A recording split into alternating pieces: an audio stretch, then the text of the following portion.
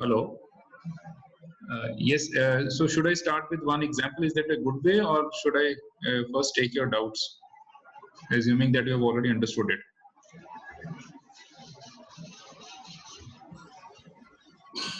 Yes, Nipun.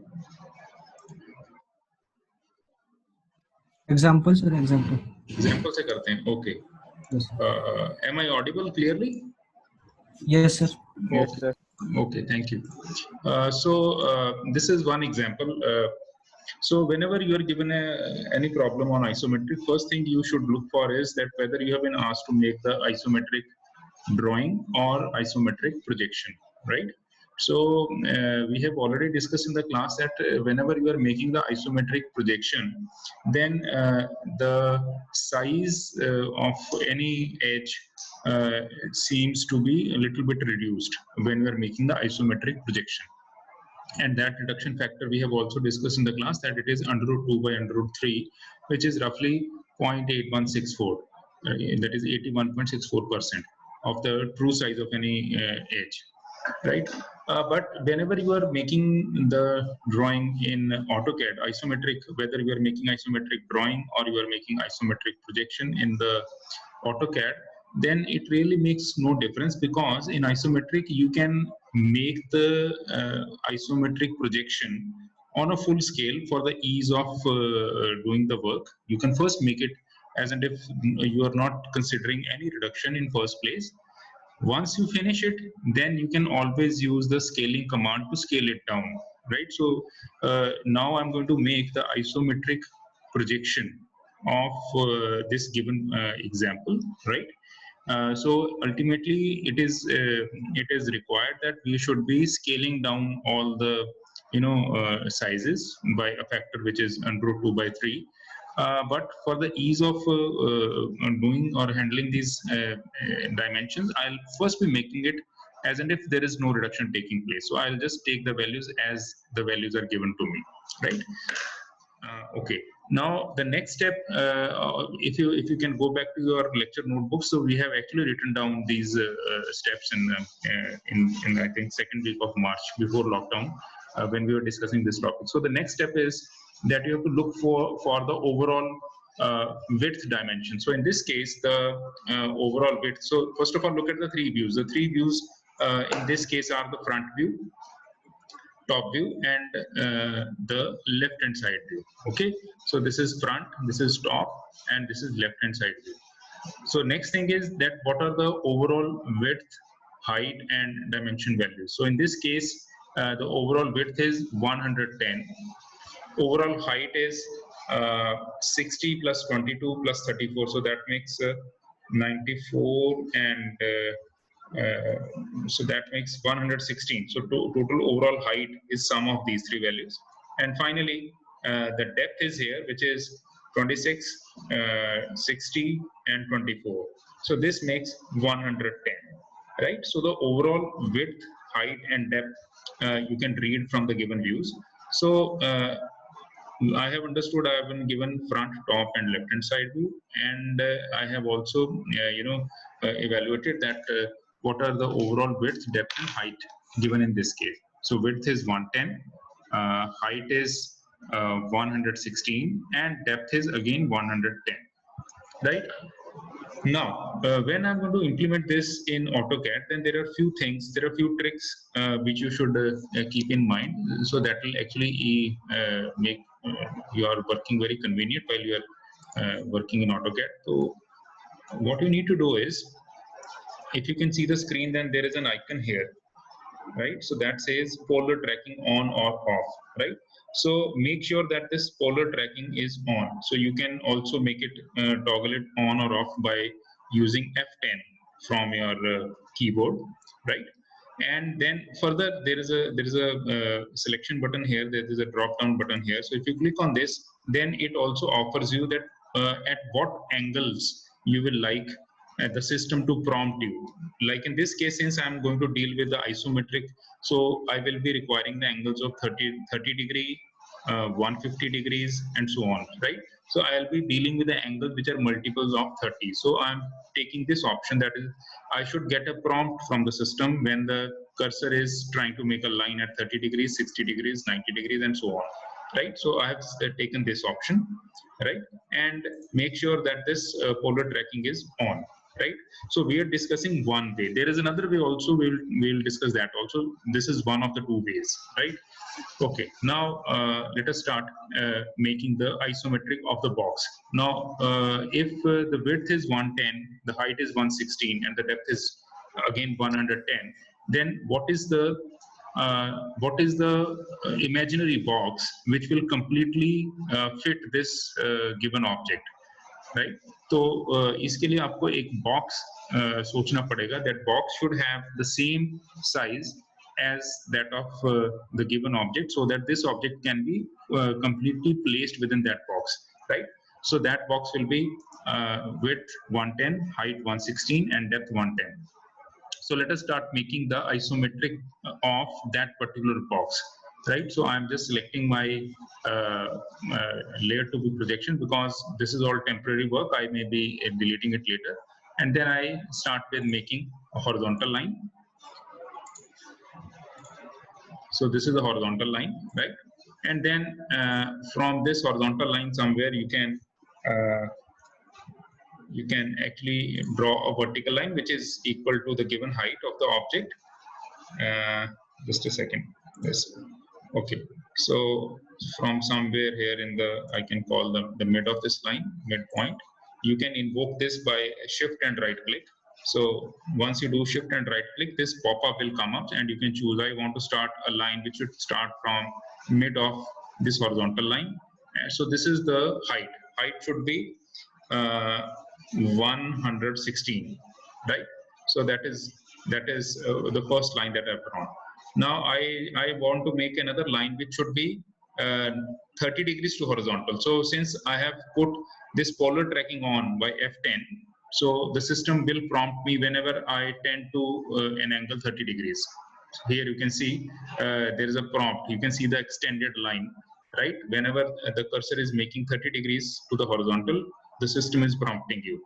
Okay, now I want to take width of 110 in this direction, right? So that is 110, and then again I come back, which is 116, the same as the height, and then again I join this line here. So that is one face of the isometric box, right?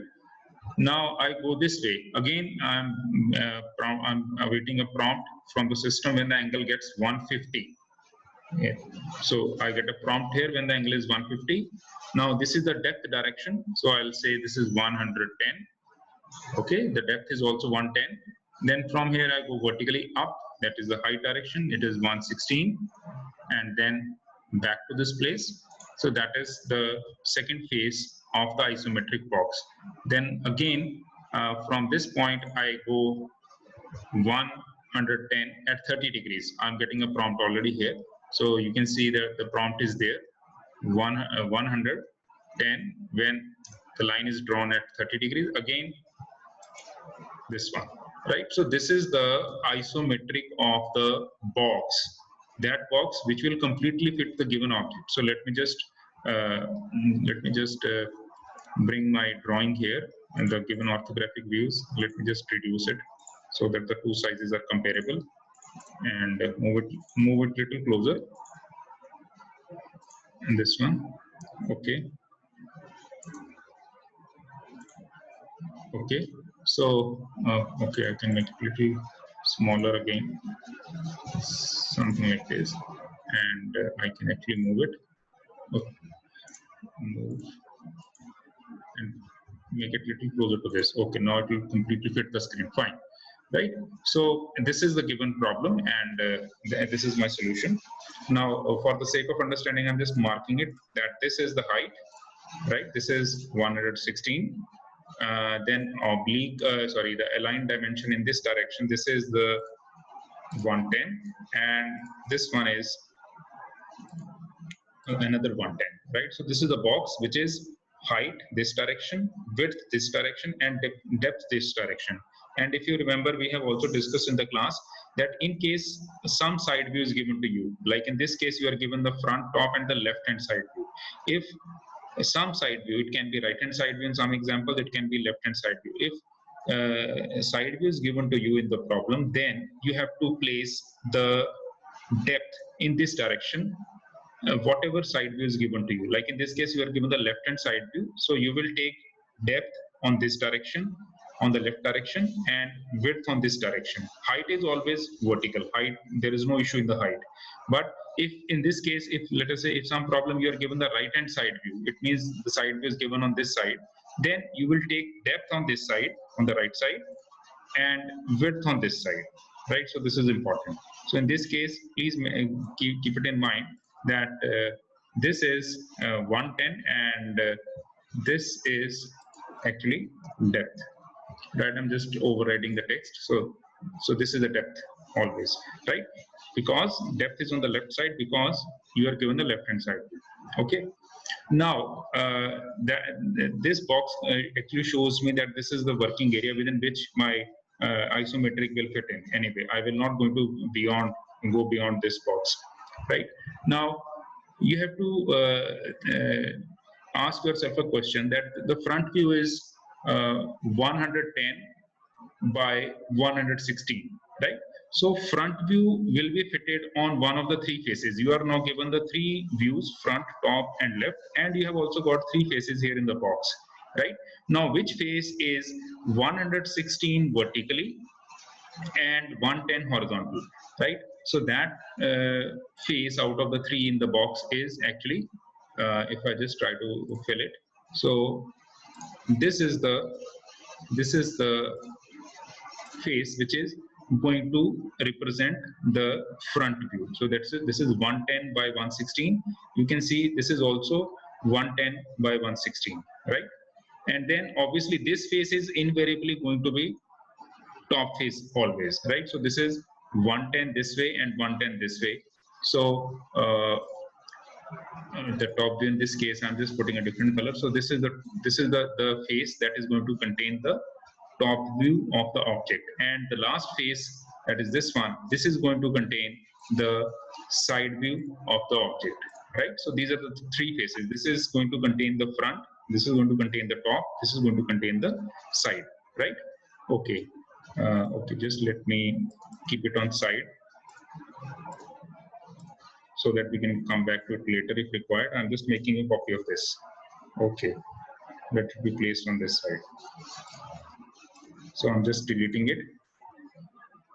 I'm just doing it for the sake of demonstration. Otherwise, you can you need not make two copies of it. It is just for recalling what we did in the initial steps. Okay, so we start with, let us say, the top view. You can start with any view. So the top view in this case is like there is a rectangle here and there is another rectangle here. So this is kind of a T-shape, drawing here, and then this is the U-shape thing. This is one rectangle, this is another rectangle, so that these two rectangles make something like T, and then there is something like a U here, right? This is U-shape space, and also take care of this T here, that this T is not continuous. That is, you can see that there is a line in between these two rectangles, right? Okay, now as a beginner, I'm just going to make this entire view here in the top face, right? So how do we make this? So from this place, I come this way, this is 24, and then I go this way, this is 110, and then I go this way. Okay, so this small rectangle that I've created here is actually this rectangle in the T, right? Then there is another rectangle here which is 24 in the middle. So out of 110, this is 28. So it means if this is 28 and this total width is 110, then and it is also placed in the center. So what is this offset? This offset is roughly 110 minus 28. So that makes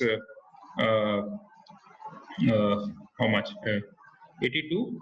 82 and half of 82 is 41, right? So I just move from this place 41, right? And so, and then in this direction again, when I'm getting a prompt, this dimension is 60, right?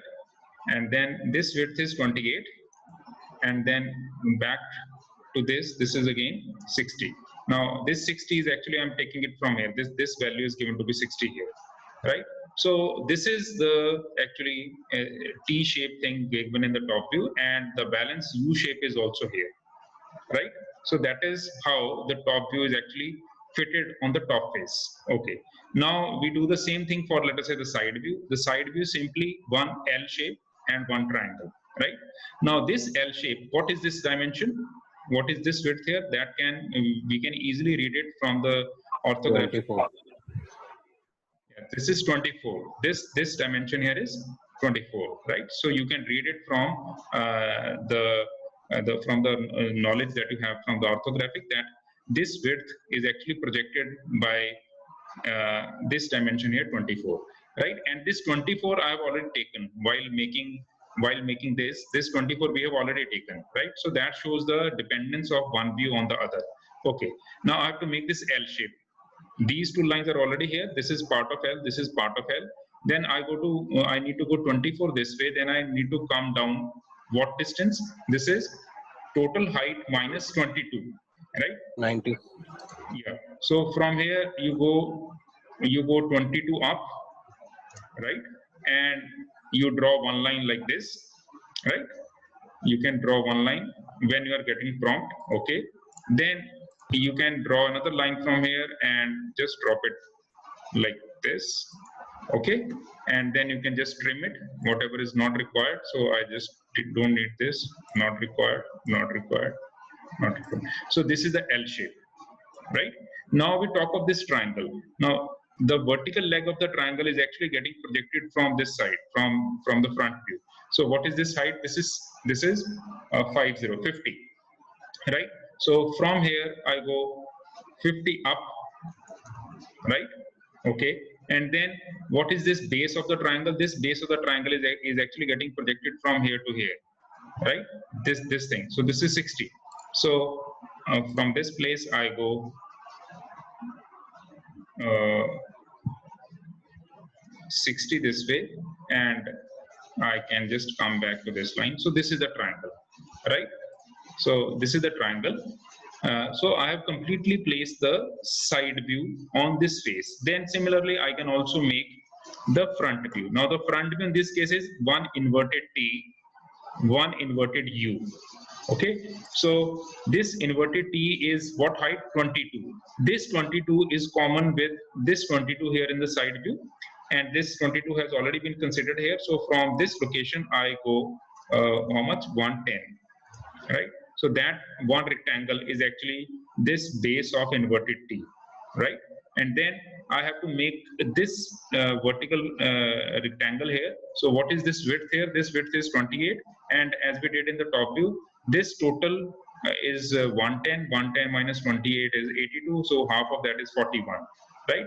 So from here, you go 41 this direction, then you go up through a distance of 50, then you go this way through a width of 28, then you come down by 50, right? So this becomes the given front view. This is inverted T here, this is inverted U here. Is that clear? Okay, now up to this part it is very much, you know, very methodical thing. It is very mechanical kind of thinking, that you make a isometric box which has the same size as given for the object, the width, height and depth. Then you identify the three faces of the box and just put your given views on the corresponding faces of the box. This is very much procedural thing. Now comes the thinking part of it. Now you have to apply your mind, you have to apply a bit of logic, right? Now you have to ask a question, that why in the top view, what is the meaning of these these two rectangles here? It means this edge here, this horizontal edge here for this T, right? This edge represents that there is some discontinuity in the geometry of the object. So had it been a simple cube, if it was a simple cube, then it means there would have been only one single square here, no internal lines. So it means it is not a simple square anyway, or a simple cuboid, right? अगर ये cuboid होता तो उसमें तो बीच वाली lines बिल्कुल नहीं होती है, right? Now the presence of these lines in between means that there are some features. Because of those features, there are some discontinuities in the surface, right? Then you have to correlate that even in the side view, the object is starting from here, going down, then this slanting line, then horizontal. There is no material in this side actually, right? So there is no material of the object on this side, on the top side of this oblique line. So what does that mean? It means that this object is something like an L shape, which is extruded through its complete width, that is 110. So that is the L shape. So this L shape is invariant. It starts from here and it runs through from this end to this end, right? And this triangle here is not running through and through, but rather this triangle is actually starting from this place and it ends at this place, right? So that is why this triangular wedge is appearing in the top view like this, and the same triangular wedge is appearing like this rectangle here in the front view, and the same triangular wedge is appearing here in the side view as a triangle itself, right? So what you need to do is you simply need to translate this triangle here, 1, 2, and 3, these 3 lines, and you just need to push it by a distance which is 41, right? Now to do that, what I can do is I can simply draw a line in this direction. When it is 30 degrees, fine, 41, okay? So this is the line. Now I select these 3 lines making the triangle 1, 2, and 3, right click, say move with respect to this point and place it at this location, okay? Place it at this location. Then for this L shape to run from one end to another end, so this L shape, it means this line which we have drawn, actually it should run from here until the other end, that is it should be running 110, right? So if I just make the L shape, if I just forget about the triangle for a moment, so it means this L will be something like this. So the total height is 116 minus 92, that makes 94. So I should draw, or I can simply copy this line, right click, clipboard, copy with the base point. I take this point, so I'm just copying this line and pasting it here, right? And I'm copying this line also with this point and paste it here, right? Now if for a moment I delete these lines, I'll undo it later. If I just delete these lines, and even if I delete this rectangle, then it means this is that L-shaped thing. Are you getting it? That is the L-shaped thing, right? This is the L-shaped thing, right? There is one line here also, right? So this is the L-shaped feature, and then there is a triangle here which is 41 from here, then it goes vertically 50 up, then it is horizontally 60 this way, so that triangular wedge thing should be there. So I'm just undoing all this. Okay, so I simply draw this edge here and draw another line from this location to this location, right? And then I can draw another line from this location in this direction, 41 millimeters, right? Okay, and I again copy this triangle 1, 2, and 3. I copy this, copy with base point, and this is a base point, right? And paste it at this location. What is this location? This is the place where this 41 millimeter line ends, right? And then simply connect this point with this point, this point with this point, like this. Okay, now I'll just like to make these lines dark so that now we can make out that what is the final object, how should it look like. and this one, this is fine, this is fine. So all these are now object lines, and even this line, this line, this line, this line, this line, this line, and this line, all these are object lines, and even this one is object line. Okay, and this line here, this is object line, but since it is getting underneath this triangular wedge, so I need to trim it. The complete line will not be visible, only this I can delete, only this much portion will be visible, right? And similarly I can make I can just redraw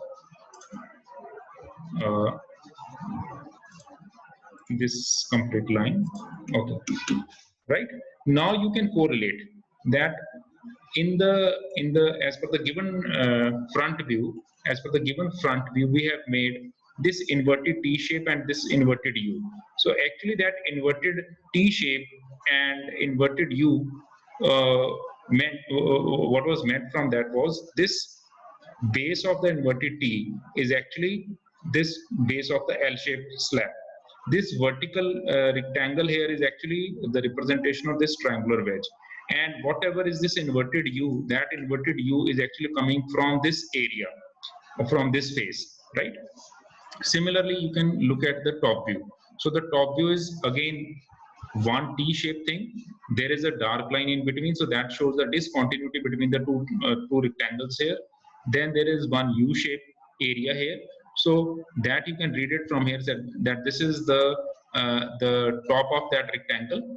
This wedge actually appears as this rectangle here in the top view. This highlighted rectangle in the top view is actually the projection of this slant face of rectangle, right? And the balance U shape is actually this area, this area on this surface of the slab, right? So that is only for your understanding. Now we can delete the unwanted line. These lines are not required, these are not required, these are not required, this is not required. So you can just delete the unwanted lines, right? These are all construction lines. So, and this line should now be converted to object line, and we should also put one line here, that is object line, and this line should also go, right?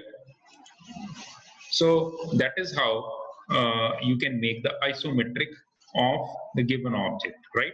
Now keep in mind that we have just made this without considering any reduction in the size, right? So if you are making the isometric drawing, this is the isometric drawing without any reduction. If you are going to make the isometric projection, right, then you actually have to reduce all the values by a factor which is under root 2 by under root 3, right? So for that, what I can do is I'm just copying it again. Right click, copy with the base point. So that's the base point, and I'm just pasting it here. I'm just pasting it here, and then I'm just going to convert this drawing into projection now. How do we do that? Select everything, whatever you have drawn in the drawing, right? Make sure everything is selected. Then right click, scale, right? Whenever you are invoking the scale command, it will ask you only two questions. That whenever the scaling will be done, either you are enlarging it or you are reducing it, then the overall edges, the size of the object will either grow or shrink. So whenever that growing or shrinking takes place, then there has to be one point that does not move. So in this, that is called the base point. So you can select any point. I'm selecting this point, that this is the base point, so that this point will not move, will not actually be shifted when the scaling is done. So this is my base point. That is the first question the system will ask you. Okay, I gave this point, and the second question it will ask is what is the factor through which you want to scale it up or down. So I'm saying 0.8164, right? So it is now slightly reduced. Now you can see both the things on your screen. So this is the isometric drawing and this is the isometric projection, right? Now, if you try and see what are the sizes, like I'm just going for the vertical one. This was supposed to be 116. It is 116.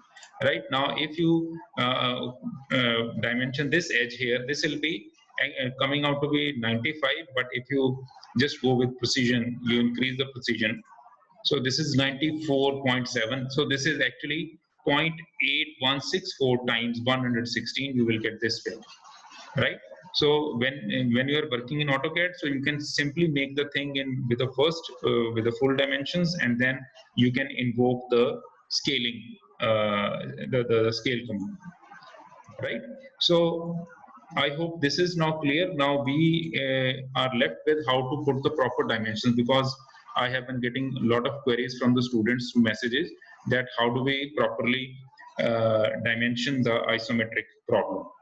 If there is any doubt on this, the meeting is about to end in 6 minutes. I have to restart it. So if there is any doubt, then we can discuss it right now. Then in the next session, I will tell you how to dimension it. Yes, the session is open for any doubts. Sir, Hanji. can you please show how to do this reduction in size once again? Okay. The scaling is actually done by, let us say I just want to make it, okay, just a second. You know, there is a calculator also in between in the AutoCAD here. So that is right click. You can just call that calculator by right click, quick calculator. And I'm just trying to check it if it is correct. 1 divided by 0.8164. I think it should be 1. Okay. What is under root 2 by under root 3? Is it 0.8164? I just want to confirm that. इसमें under root तो नहीं है. Okay, let me try this. 2 by 3 and this raised to power 0.5. So this is 0.8164. So what we did is correct. Okay. Now what is reciprocal of this?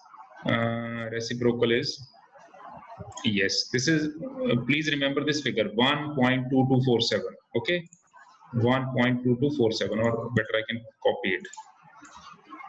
Copy this. Okay, fine. Okay, now I'm just going to scale it up as I did scaling it down. So control or simply with your mouse dragging, you can select this, right click, scale, give any one point which you want to be the invariant point which you don't want to move. I can take it this point or this point, let us say, right? And then you give the scaling factor 1.2247. Okay, so whenever you are doing the scaling, you just need to answer 2 queries. What is the base point? Where is the base point? And second, what is the scaling factor? Okay, now you can see this dimension is back to 116, right? Just for the sake of practice, you can do it, scale it down again. Select everything, make sure everything is selected. There should not be anything left, right? So everything is selected, right click, scale, take any one point. I'm taking this point, or let us say this point, right? And 0.8164. That's it. ठीक है जी? Any other doubt?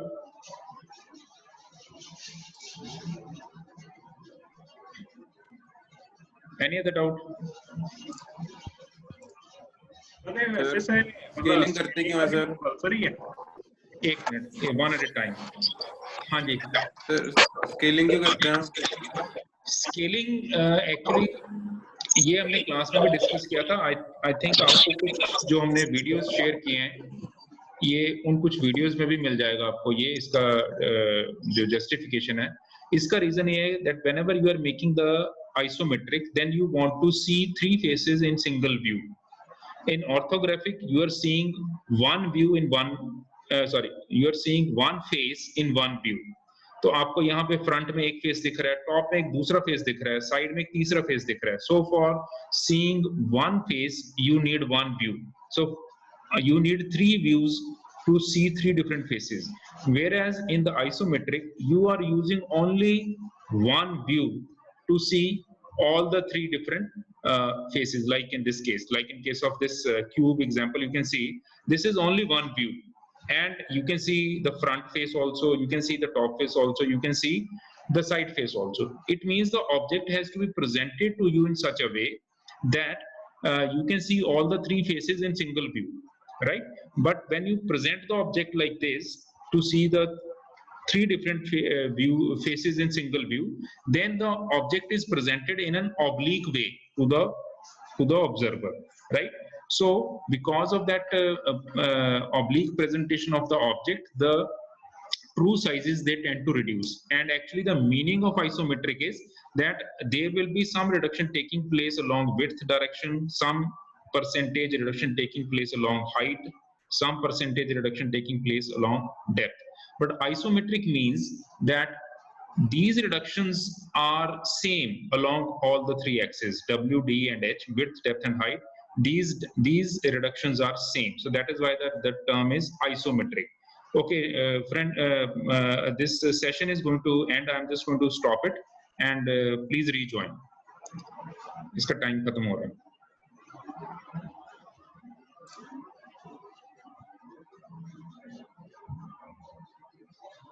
Sir, I'm going to come back again. Just a second.